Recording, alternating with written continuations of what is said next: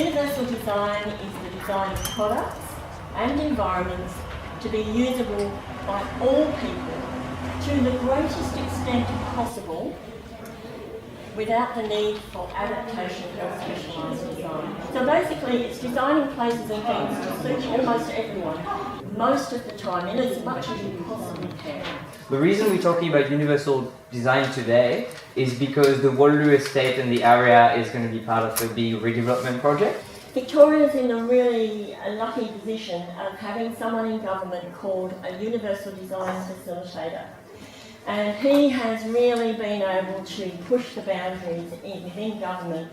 And one of the issues with that is, for example, instead of labelling toilets as accessible, they get labelled as disabled. Yes. Yeah. Which is unfortunate because my dictionary definition of disabled means it doesn't work. Okay, so we're already seeing that from your experience you already really know why universal design is important. So it's regardless of your age, size and capability, level of education or where you're from.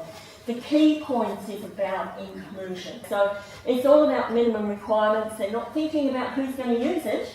They only want to get the sign-off for the fact that they've done it right. A companion animal, and explain that it's easier for him to let me know if I'm having a hypo than if I pass out. You've got to call the ambulance, right? Why isn't that happening? Very good question, and I'd love to be able to tell you that the Centre for Universal Design Australia has achieved all its aims, and everybody knows all the things that they should know about inclusion. Why does it matter? Safety. Safety, yeah. Fairness. Safety and fairness, yes. You want people to use the space. If people can't use the space, what's the point of having it? So what I'd like to do now is to think about an experience you had. I think we've already heard some of them, but an experience that you had or someone that you know of, you're with someone, when you couldn't access a building or a place or couldn't, or it's made really difficult for you. I assumed that the door was there, Yeah. and because it was automatic door that would open, yeah. and I went crash right in because they didn't have a strip across. I was working in a Redfern post office and there were big tiles on and there was raining, there was water and the tile moved. And I just step up and the water right in my face. Yeah. And there were ramps and it was that kind of like, but a person in a wheelchair is very heavy, and so actually trying to, and I'm not very big, so trying to push them and really praying that you weren't going to kind of be pushed back down the ramp. It's hard, it's hard to kind of get the momentum, and then even more scary is then coming down it, because you've kind of got, you've got to sort of brace yourself so they don't take off. Access to open space, access to shops and services, train, transport,